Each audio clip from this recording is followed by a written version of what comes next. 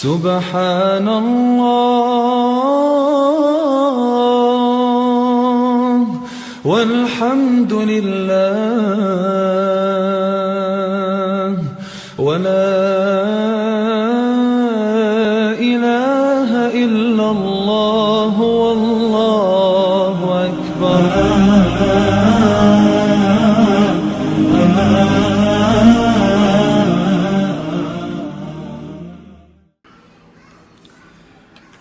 ولا حول ولا قوة إلا بالله العلي العظيم. أعوذ بالله من الشيطان الرجيم. بسم الله الرحمن الرحيم. الحمد لله الذي هدانا لهذا وما كنا لنهتدي لولا أن هدانا الله. لقد جاءت رسل ربنا بالحق والصلاة والسلام على رسول الثقلين محبوب رب المغربين والمشرقين جد الحسن والحسين بالقاسم محمد. اللهم صل على محمد وآل محمد والطيبين الطاهرين المعصومين ولعنة الله على أعدائهم أجمعين. أما بعد فقد قال الله سبحانه تبارك وتعالى في كتابه المجيد والفرقان الحميد. بسم الله الرحمن الرحيم.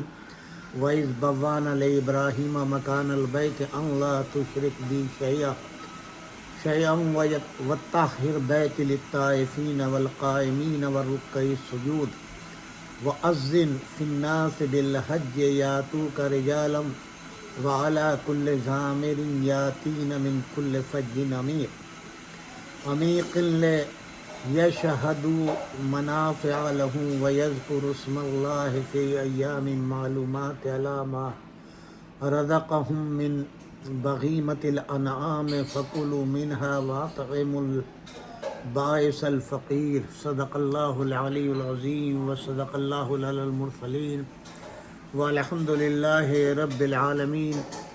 سامعین کرام، السلام علیکم ورحمۃ اللہ وبرکاتہ. جیسا کہ آپ کے علم میں ہے کہ ہمارا یہ پروگرام برابر دوشنبہ، سہ شنبہ، چہار شنبہ اور پنج شنبے کو نشر ہوتا ہے. الحمدللہ آج 10 ذی الحجہ گویا حج بیت اللہ کا دن. اس مناسبت سے ہم اصلاح معاشرہ کے تحت یہ 4 روز کا پروگرام اس ہفتے کا گویا 10، 11، 12 اور 13 ذی الحجہ کے 4 پروگرام جو ہیں مکمل مکہ، خانہ کعبہ، مدینہ منورہ، حج اور حج بیت اللہ، اس سے متعلق 4 روزہ پروگرام ہمارا یہ ہوگا. ہم کوشش کریں گے زیادہ سے زیادہ معلومات آپ کو فراہم کر کے دیں. اس موضوع سے متعلق لوگوں کو خانہ کعبہ کی تعمیر کے بارے میں بھی بتلائیں، حج کے احکامات بھی آپ کو بتلائیں گے، حج کی معنویت بھی بتائیں گے، اور حج کیوں فرض کیا گیا یہ بھی آپ کو بتایا جائے گا. حج زندگی میں ایک ہی مرتبہ کیوں ہے یہ بھی آپ کو بتایا جائے گا. حج کے فوائد کیا ہیں. اصلاح معاشرہ کے تحت ہم آپ کی رہنمائی کرنے کی کوشش اور صحیح کریں گے. اگر کوئی کمی رہ جائے، کوئی غلط تشریح ہو جائے یا کوئی لفظ بھولے سے عمدن نہیں ایسا ہماری زبان سے جاری ہو کہ جو کسی کے لیے کثر شان ہو یا خلاف مزاج ہو تو اس کے لیے پہلے ہی سے معذرت چاہتے ہیں. اور اگر اس طرف توجہ ہماری دلا دیں گے تو شکر گزار ہوں گے. ہمارے اس چینل کو آپ سبسکرائب کریں، اپنے مفید مشوروں سے نوازیں، اور آپ کا فیڈ بیک جو ہے وہ ہمارے لیے ہمارے عزم و ارادے کو بھی مضبوط کرتا ہے اور ہمیں ہمت بھی دلاتا ہے. پروردگار عالم آپ سب کو سلامت رکھے، خوش رکھے، آباد رکھے، اور ایسی ہزاروں عیدیں آپ کی زندگی میں آئیں.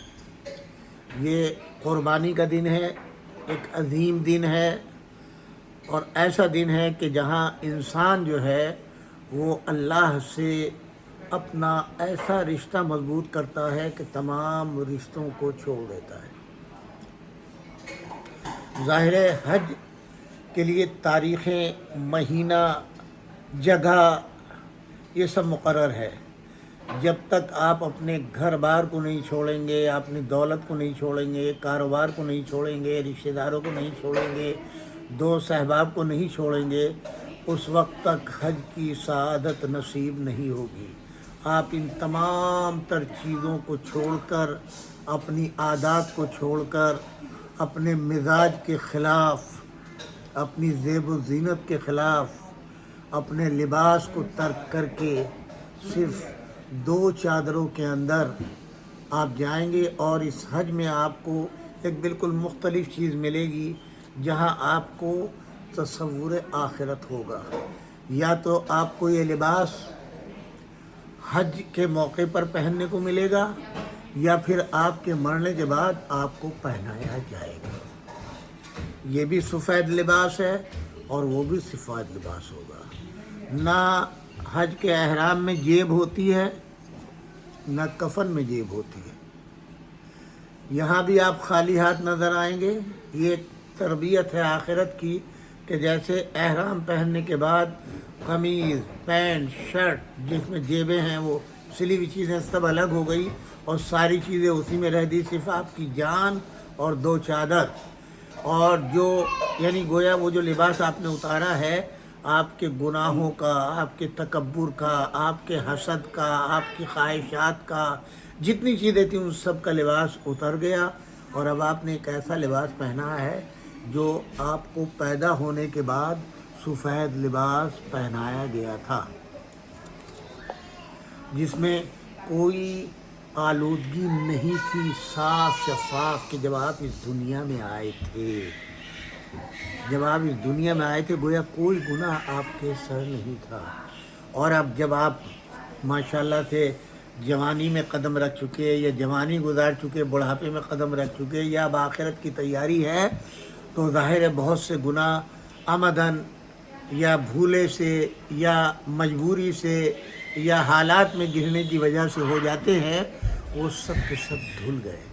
اب آپ اپنی ذات کو یقین کر لیں، یعنی یہ اللہ کا انعام ہے آپ کے لیے کہ تم میرے گھر کی زیارت کے لیے آئے ہو، میری آواز پر لبیک کہا ہے، میرے نبی نے جو دعوت تم کو ہزاروں سال پہلے دی تھی، اور آج اسی دعوت کو یاد کر کے تم مکے آ رہے ہو، تو مکے میں داخلے سے پہلے یقین کر لو کہ میں نے تمہارے سارے گناہ، چھوٹے بڑے، ظاہر باطن جتنے تھے، ان سب کو معاف کر دیا، اور اب تم میرے پاس اس صورت سے آئے ہو جیسے تم نے شکم مادر سے پہلی مرتبہ دنیا میں قدم رکھا تھا، ویسے ہی آج میرے گھر میں اس حالت میں آ رہے ہو کہ تمہارے ذمے کوئی گناہ نہیں ہے۔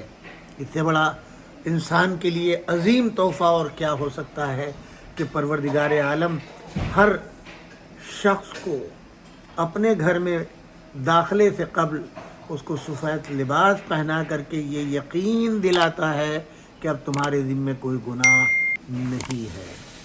یہ لاکھوں ہزاروں پرستاران توحید جو آج مکے میں جمع ہیں اور منی میں، میدان عرفات میں، مزدلفہ میں، ان تمام جگہوں کے مراحل کو طے کرتے ہوئے آج میدان منی میں قربانی کر کے خانہ کعبہ میں طواف کے لیے آئے ہیں، جس کو حج بیت اللہ کہا جاتا ہے۔ تو یہ جو حجاج آئے ہیں، ان میں نے جو ابھی قرآن مجید کی آیات کی تلاوت کی ہے، سورہ حج پارہ نمبر 17، اس کی آیت نمبر 26 سے میں نے شروع کیا ہے۔ آیت نمبر 26 سورہ حج پارہ 17، جس میں ارشاد فرما رہا ہے پروردگار عالم، وَإِذْ بَوَّأْنَا لِإِبْرَاهِيمَ مَكَانَ الْبَيْتِ أَلَّا تُشْرِكْ بِي شَيْئًا وَطَّهِّرْ بَيْتِيَ لِلطَّائِفِينَ وَالْقَائِمِينَ وَالرُّكَّعِ السُّجُودِ۔ یاد کرو اس وقت کو جب ہم نے ابراہیم کے لیے خانہ کعبہ کی جگہ کو تجویز کیا تاکہ وہ اس پر عمارت بنائیں۔ ہم نے ان سے کہا کسی چیز کو بھی میرا شریک نہ بنانا، اور میرے گھر کو طواف کرنے والوں، قیام کرنے والوں اور رکوع و سجود کرنے والوں کے لیے یعنی بتوں اور دوسری آلودگیوں سے پاک کرو۔ یہ کون حکم دے رہا ہے؟ وہ مالک جس کا گھر ہے، جو کائنات کا مالک ہے، جس کا یہ پہلا گھر ہے، اپنے دو معصوم نبیوں کو یعنی حضرت ابراہیم علیہ السلام اور حضرت اسماعیل علیہ السلام۔ حضرت ابراہیم خلیل اللہ بھی ہیں، نبی اللہ بھی ہیں، اولو العزم پیغمبر بھی ہیں، صاحب کتاب بھی ہیں، صاحب شریعت بھی ہیں۔ ان کو حکم دے رہا ہے، اور اس کے بعد میں کیا کہتا ہے؟ یعنی تم میرے لیے نیک تو یہ کہ کسی کو میرے ساتھ شریک نہ کرنا، دوسرے یہ کہ میرے لیے ایک گھر بناؤ، جس جگہ کو میں نے تجویز کر دیا ہے وہاں ایک عمارت بناؤ، اور اس گھر کو پاک کر دو ان تمام آلودگیوں سے جو میرے نام کے ساتھ شریک بنائی جاتی ہیں۔ کن کے لیے پاک کرو؟ جو اس گھر کا طواف کریں، جو اس مقام پر قیام کریں، جو رکوع و سجود کریں، ان کے لیے پاک کر دو۔ اس کے بعد حکم ہے وَأَذِّن فِي النَّاسِ بِالْحَجِّ يَأْتُوكَ رِجَالًا وَعَلَىٰ كُلِّ ضَامِرٍ يَأْتِينَ مِنْ كُلِّ فَجٍّ عَمِيقٍ، اور لوگوں کو حج کی دعوت عام دو تاکہ دور دراز سے پیدل اور کمزور سواریوں پر سوار ہو کر میرے گھر کی طرف میری طرف چلے آئیں۔ لِيَشْهَدُوا مَنَافِعَ لَهُمْ وَيَذْكُرُوا اسْمَ اللَّهِ فِي أَيَّامٍ مَّعْلُومَاتٍ مَا رَزَقَهُم مِّن بَهِيمَةِ الْأَنْعَامِ فَكُلُوا مِنْهَا وَأَطْعِمُوا الْبَائِسَ الْفَقِيرَ، تاکہ اس حیات بخش پروگرام میں اپنے مفادات کو وہ اپنی آنکھوں سے دیکھ لیں ان مخصوص ایام میں جو حج کے مخصوص ایام ہیں، گویا 8 ذی الحجہ سے لے کر، کیونکہ وہ یوم ترویہ ہے، اس روز حج کے لیے خانہ کعبہ کے پاس حجر اسود کے پاس نیت کر کے مقام ابراہیم پہ 2 رکعت نماز پڑھ کے اور لبیک کہتے ہوئے احرام باندھے، اور اب یہاں سے حج کی ابتدا ہوتی ہے جو 12 ذی الحجہ تک جاری رہتی ہے، یعنی مکے میں احرام باندھیں گے، اس کے بعد میں یہاں سے مینا جائیں گے، مینا میں قیام کر کے 9 ذی الحجہ کو روانہ ہو جائیں گے۔ کہاں پر؟ میدان عرفات میں۔ میدان عرفات میں ظہر کی نماز مشترکہ یعنی ملا کر کے ظہر عصر کی نماز جتنے حجاج آئے ہیں ایک اذان 2 اقامت کے ساتھ پڑھی جائے گی، اور پھر وہاں کے اوپر اپنے گناہوں کی مغفرت، لوگوں کے لیے، مستضعفین کے لیے، کمزوروں کے لیے جو ہے وہ وہاں پر دعائیں کی جائیں گی، اپنے گناہوں کی مغفرت کی جائے گی، اپنے پریشانیاں اللہ کو بتائی جائیں گی، کیونکہ یہی وہ میدان ہوگا جو قیامت کے دن ہم سب کے لیے میدان حساب ہوگا، اور قیامت کے دن کوئی کسی کے کام نہیں آئے گا۔ تو آج یہ جگہ گواہی دے گی کہ کل یہ زندگی میں ہمارے پاس آیا تھا۔ چنانچہ ایک روایت ہے امام جعفر صادق علیہ السلام سے ماہ رمضان سے متعلق کہ ماہ رمضان اللہ کا مہینہ ہے، تم لوگ اللہ سے رجوع کرو، اپنے گناہوں کی مغفرت چاہو، اور بدبخت ہے وہ کہ جو ماہ رمضان تمام ہو جائے اور اس کو توبہ کرنے کا موقع نہ ملے۔ اگر ماہ رمضان ختم ہو گیا تو وہ انتظار کرے میدان عرفات میں جانے کا، گویا میدان عرفات میں جانے کے بعد ہی اس کی توبہ کے قبول ہونے کا امکان پیدا ہوتا ہے، اور وہ ظاہر حج کے موقع کے اوپر ہے۔ اب یہاں کے اوپر جو سب سے بڑی تعلیم اور تربیت ہے حج کے موقع کے اوپر، آپ چونکہ اصلاح معاشرہ ہے تو یہ چیزیں بیان کرنا ہمارے لیے ضروری ہے، اور آپ کو سننا بھی ضروری ہے کہ ہم اپنے اپنے علاقوں میں، ظاہر پوری دنیا سے، جو دنیا پورا کا پورا ایک گلوبل ہے مگر حدوں میں بٹا ہوا ہے، یہ ایشیا ہے، یہ افریقہ ہے، یہ یورپ ہے، یہ امریکہ کینیڈا ہے، یہ آسٹریلیا ہے، یہ جاپان، ان تمام ممالک کی، اس کے بعد ایشیا کے ممالک، ان کی ہر ایک کی حد الگ، افریقہ کے ممالک ان کی حدیں الگ، یورپ کے ممالک ان کی حدیں الگ، ادھر کینیڈا امریکہ کی حدیں الگ، ادھر آسٹریلیا کی حدیں الگ، ادھر جاپان کی حد الگ، یہ تمام حکومتوں میں بٹے ہوئے ہیں، حصوں میں بٹے ہوئے ہیں، ان کا نظام الگ ہے ہر ایک کا، ان کا معاشرہ الگ ہے ہر ایک کا، ان کے کھانے پینے کا طریقہ الگ ہے ہر ایک کا، لیکن جب ان سب کو آواز دی جائے حضرت ابراہیم کی طرف سے کہ تم سب کے سب حج کرنے کے لیے آؤ، تو اب ان کے لیے یہ جہاں اپنے ملک سے پرواز کر کے پہنچے تو وہ حدود ان کے لیے ختم ہو گئی۔ اب یہ سب کے سب ہر ملک کے باشندے یہاں پر آ گئے، جبکہ ہر ایک کی تہذیب الگ ہے، ہر ایک کا اخلاق الگ ہے، ہر ایک کا مسلک الگ ہے، ہر ایک کا طریقے زندگی الگ ہے، ہر ایک کا کھانے پینے کا طرز الگ ہے، ہر ایک کا لباس الگ ہے، مگر جب یہاں بلایا تو اب یہ بھی نظام دیکھیں کہ مکے کے چاروں طرف سے حجاج آنے والوں کے لیے ایک لفظ کہلاتا ہے میقات۔ پہلے زمانے والا ظاہر قرآن میں آئے تھے، کہا ہے کہ کمزور سواریوں کے ذریعے سے پیدل، اس زمانے میں اونٹوں کے اوپر سوار ہو کر کے آتے تھے، گھوڑوں گدھوں پہ سوار ہو کے آتے تھے یا پیدل آتے تھے، اب وہ پیدل آنے والی صورت ختم ہو گئی، پھر شپوں سے شروع ہوا یعنی سمندری راستوں سے، وہ بھی تقریباً ختم ہو گیا، کچھ ممالک قریب کے ہیں جہاں سے آتے ہیں جیسے ایجپٹ وغیرہ یا افریقہ وغیرہ، اب صرف ایک ہی راستہ ہے، وہ ہے ہوائی جہاز کا۔ تو ہم نے خود لاتعداد حج کیے ہیں، اس میں دیکھا ہے کہ پائلٹ جو ہے باقاعدہ اناؤنس کرتا ہے۔ اب یہ فقہی مسائل ہیں، ہر ایک کے مسئلہ کو، اس کے اوپر مجھے اس پہ نہیں جانا ہے۔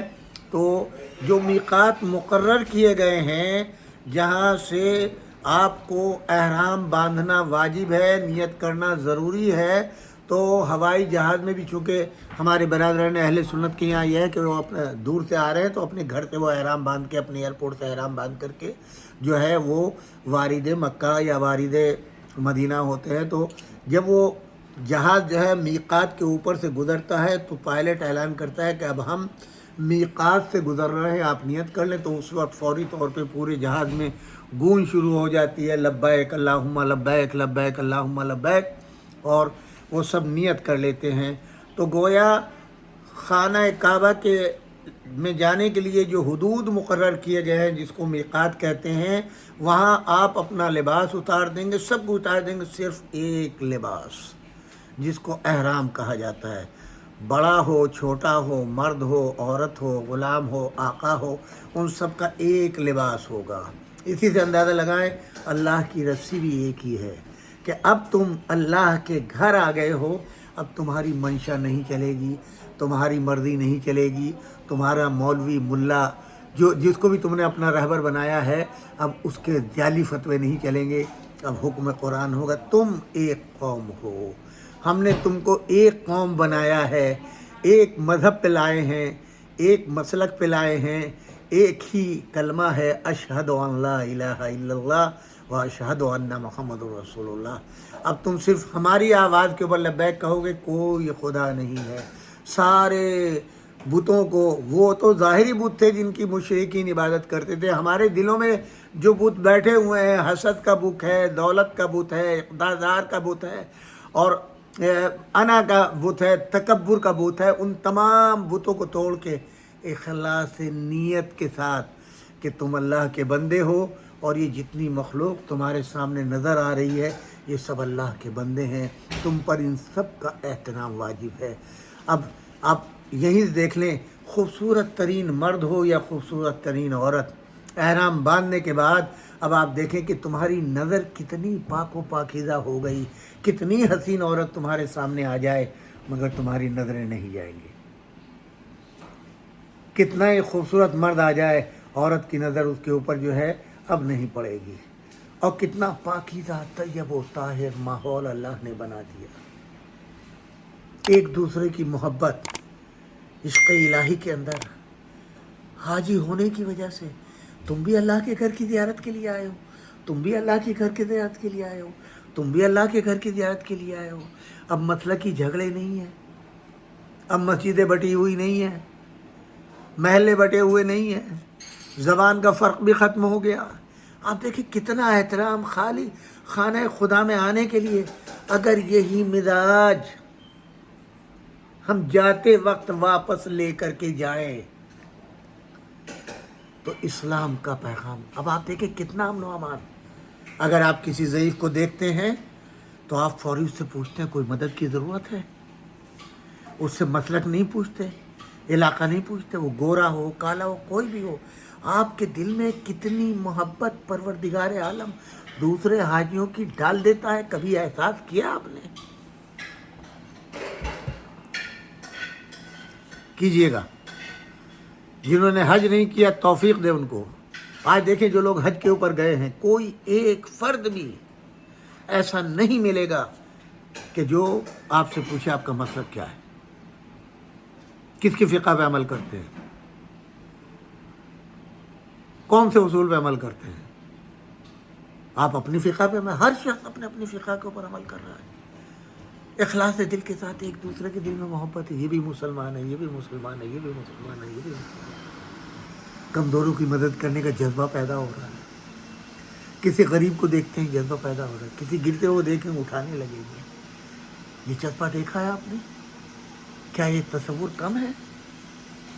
یہ جذبہ کم ہے؟ اگر آپ یہی جذبہ جیو، آپ کے چند دن مکے اور اطراف مکہ یا مدینے کے اندر آپ کے اندر ہوتا ہے، اگر یہی جذبہ آپ اپنی زندگی کے اندر رائج کر لیں تو آپ سوچیں کہ اسلام کتنا عظیم مذہب ہے، اور یہ پیغام کتنا عظیم ہوگا، پیغام جو دنیا میں جائے گا، کہ واقعی یہ ہم کا پھر وہاں اس زمین کا احترام، اس زمین پہ اگی گھاس کو نہیں اکھاڑ سکتے، وہاں پر پلنے والے جانوروں کو نہیں کہہ سکتے، وہاں کے لوگوں کے اوپر جو ہے وہ تان و تشنیع نہیں کر سکتے۔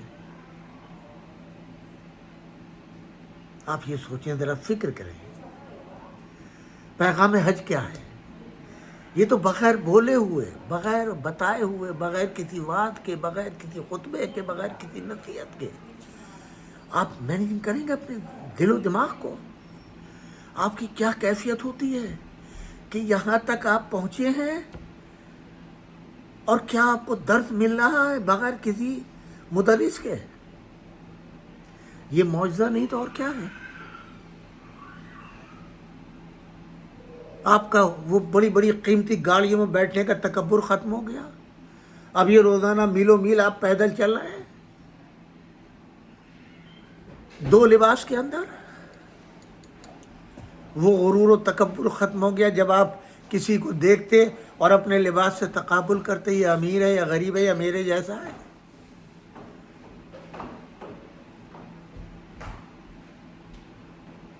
گھروں کا تصور ختم ہو گیا، وہیں کہاں وہ عظیم صوفے، کہاں وہ اے سی، وہیں فرش کے اوپر آپ بیٹھ گئے، وہیں فرش کے اوپر جائے نماز نہ بھی ہے تو اسی پتھر کے اوپر آپ نماز بھی پڑھ رہے ہیں، اور وہیں بیٹھ کے بعض مرتبہ کھانا بھی کھا رہے ہیں۔ وہ کہاں گئے عالی شان دسترخوان اور ڈشیں اور وہ تمام چیزیں؟ جو مل گیا وہ کھا لیا، اللہ کا شکر ادا کر لیا۔ آپ اس کیفیت کو محسوس کریں جی، جہاں بہت سے لوگ اپنے چارٹرڈ فلائٹ سے آتے ہیں، ان کو وہ بھی ایک وقت ایسا آتا ہے کہ آپ دیکھیں، چلیے میدان عرفات میں آپ کو جو ہے وہ بڑے بڑے خیمے لگے ہوئے مل جائیں گے جہاں ہزاروں لوگ ہیں۔ مزدلفہ تو وہ جگہ ہے جہاں کچھ بھی نہیں ہے، نہ وہاں خیمے ہیں، نہ وہاں پہ فرش ہے، نہ قالین ہے، کوئی چیز وہاں نہیں ہے۔ ایک رات تو گزارنی ہے وہاں پر، آپ بادشاہ ہوں، خلیفہ ہوں، کچھ بھی ہوں، اس جگہ پر گزارنی ہے۔ پتھر کے اوپر آپ اپنے ساتھ جو چاہے قالین لے آئے، کچھ لے آئے، وہیں بچھا کر کے آپ کو لیٹنا ہے۔ باتھ روم میں لائن لگا دیا، وہی محدود جگہ ہے جس کو مزدلفہ کہتے ہیں، مشعر کہتے ہیں، وہاں آپ کو جو ہے وہ شب میں قیام کرنا ہے، پتھر اٹھانا ہے، سب کچھ کرنا ہے۔ کہاں گئے آپ کے نوکر، جاؤ ذرا پتھر اٹھا کے لاؤ، جاؤ میرے لیے کھانے کے لیے لاؤ؟ نہیں، اب آپ کا حکم نہیں چلے گا، آپ کو ہر کام خود کرنا ہے۔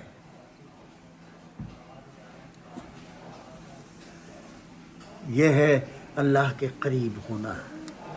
بے شک آپ کے وطن میں، آپ کے علاقے میں نوکر بھی ہوں گے، چاکر بھی ہوں گے، غلام بھی ہوں گے، خدمت کرنے والے بھی ہوں گے، مگر یہاں پہ ہر کام آپ کو خود کرنا ہے۔ اور کیا لطف آئے گا جب آپ خود کام انجام دے رہے ہوں گے جی، اور وہ سعادتیں ملیں گی آپ کو۔ میں یہاں مسلک کی بات نہیں کر رہا ہوں، جو آ گیا اس کا قبول، جیسا کرے گا اس کا قبول۔ ہاں ایک چیز یہاں پر بیان کرتا چلوں میں،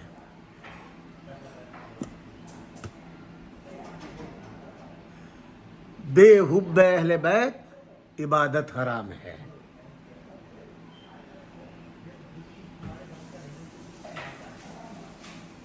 جناب صفوان جمال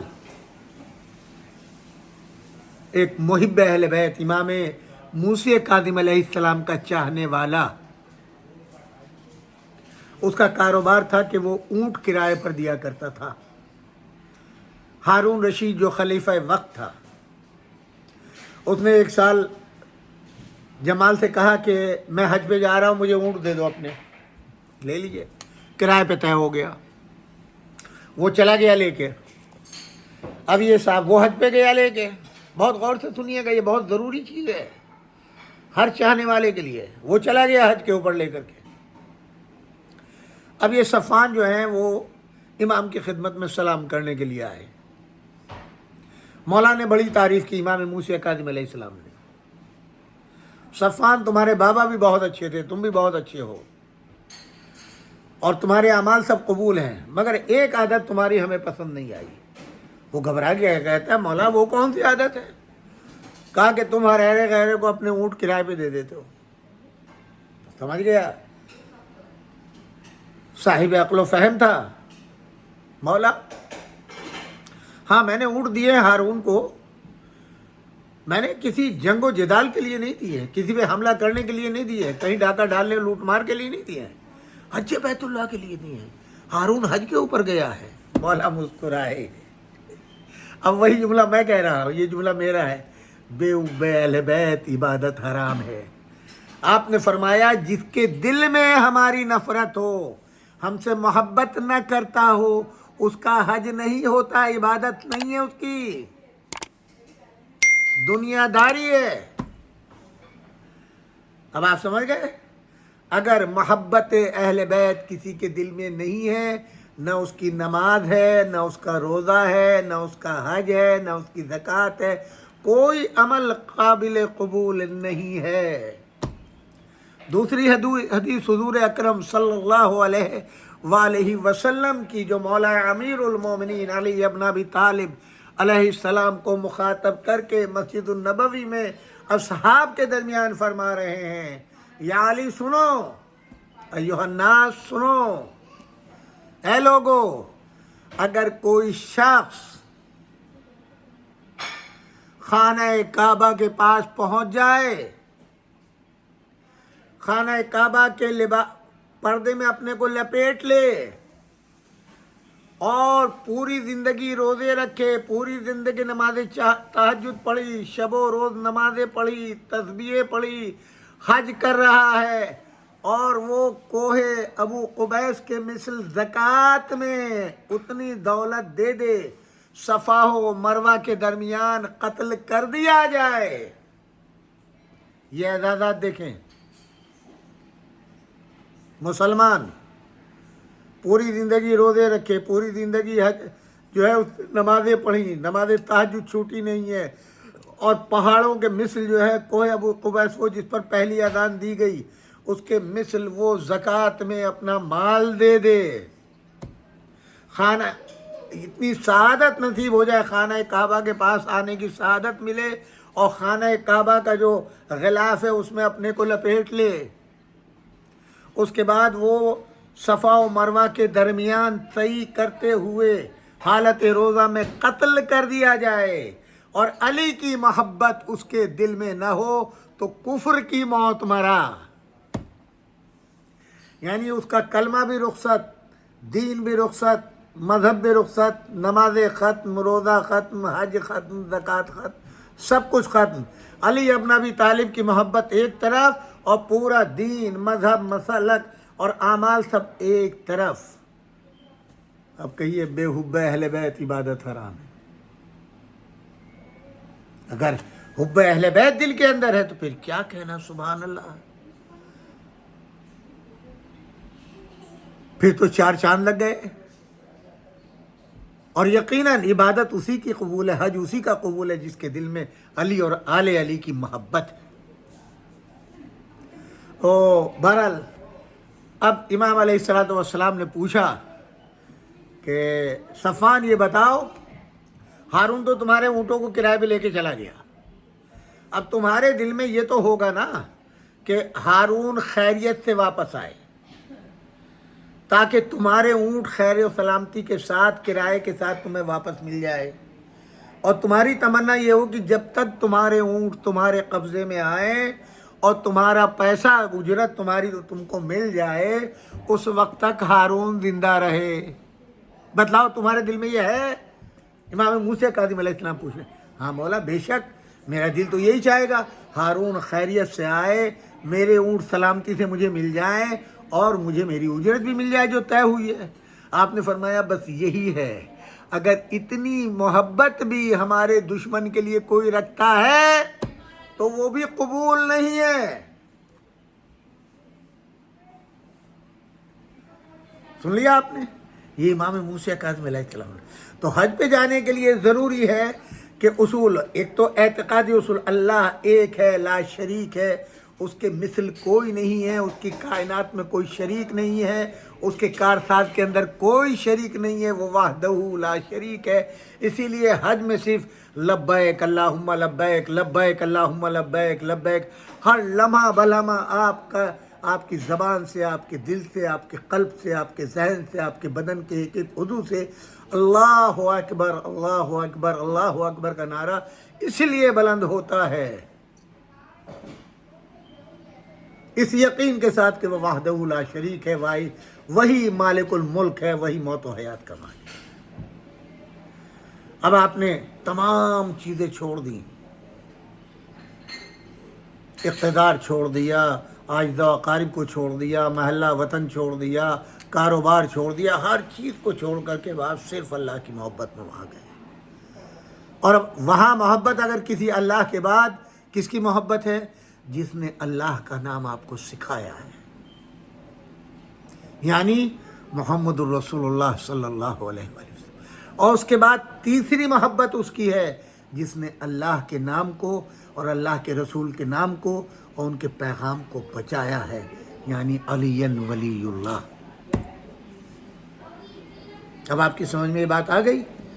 تو بہرحال کچھ چیزیں آپ کی خدمت میں عرض کرتا چلوں اسی ضمن میں کہ یہ فلسفہ ہے جو یہاں کسی بھی شخص کو, اس سے قبل کی آیات میں ذکر ہوا ہے, کسی بھی شخص کو, کسی مرد کو, عورت کو, بچے کو, کسی مسلک والے کو حج کے لیے روک نہیں سکتا. سعودی مملکت اپنے کو مالک نہیں کہتی, خادمین حرمین شریفین.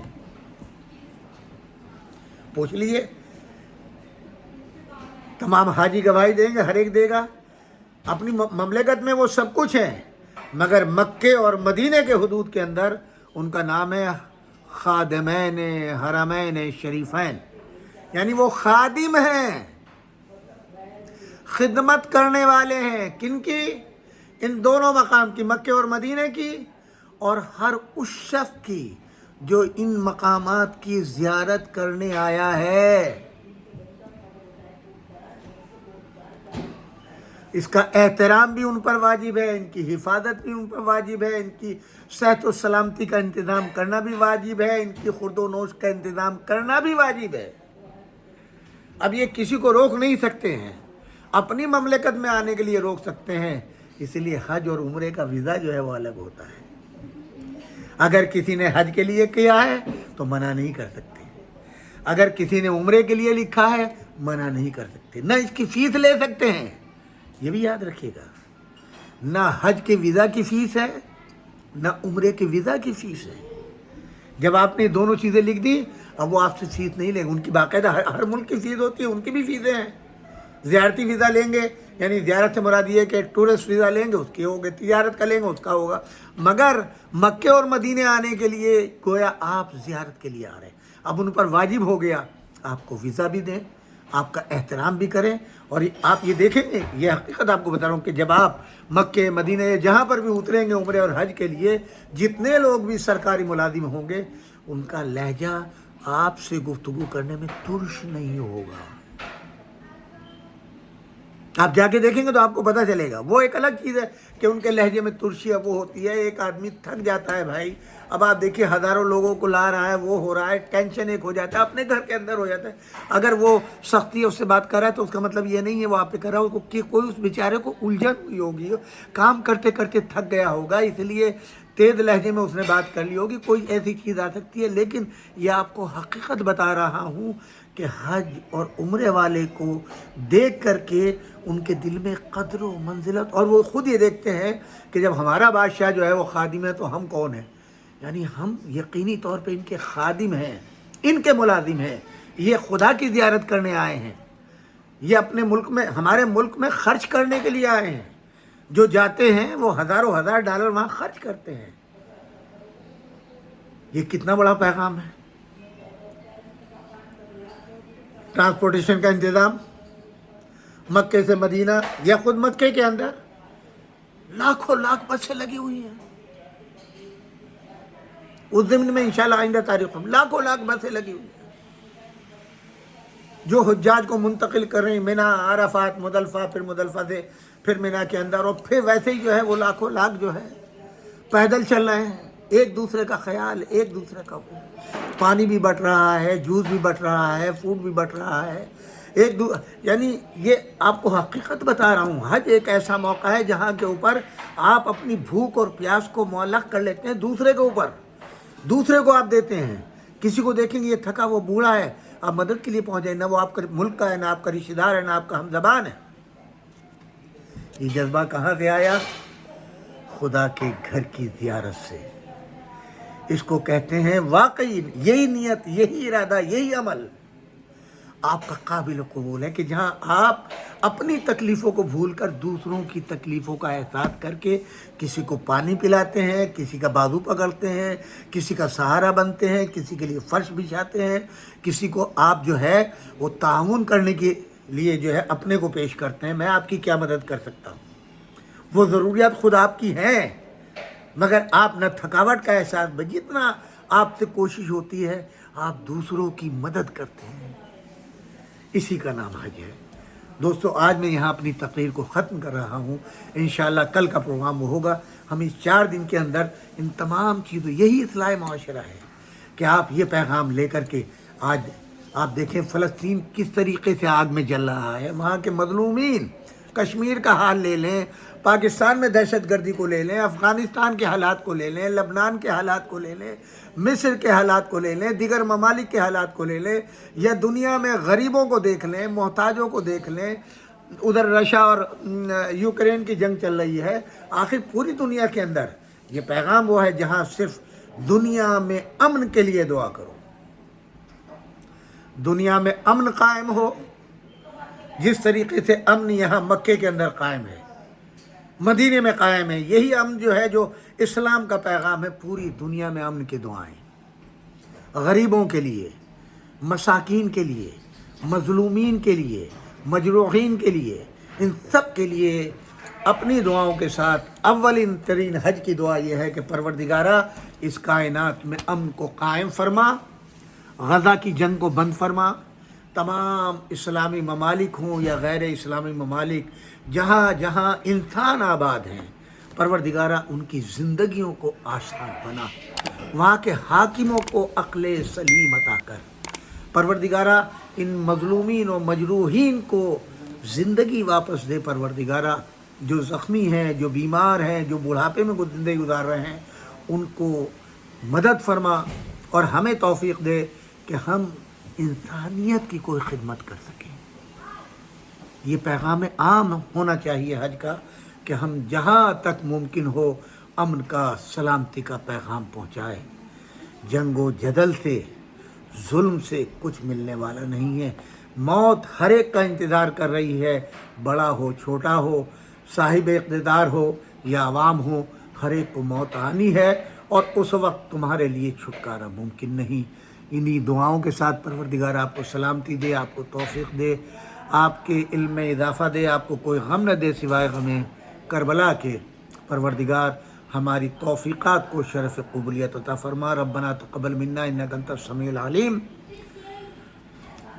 ایک مرتبہ سورہ فاتحہ تمام مرحومین کے لیے، آپ کے مرحومین، میرے مرحومین کے لیے، اور مولانا سید تلمیذ الحسنین رضوی صاحب کے لیے، خاص طور سے ان افراد کے لیے جو حج بیت اللہ کے موقع پر وفات پا گئے۔ خاص طور سے میری گزارش ہے جناب بشارت حسین صاحب کے لیے جو 9 محرم کو میدان عرفات میں انتقال کر گئے۔ ہمارے بھائی شباہت حسین اور دولت حسین کے یہ والد تھے، اور یہ 99 میں انتقال فرما گئے مکے کے اندر، اور وہیں میدان عرفات میں دفن ہوئے۔ باقر بھائی کے لیے، مولانا سید تلمیذ حسنین صاحب رضوی کے لیے، آپ سب کے مرحوم میرے والدین کے لیے ربنا تقبل منا انک انت السمیع العلیم۔ والسلام علیکم جمیعا ورحمۃ اللہ وبرکاتہ۔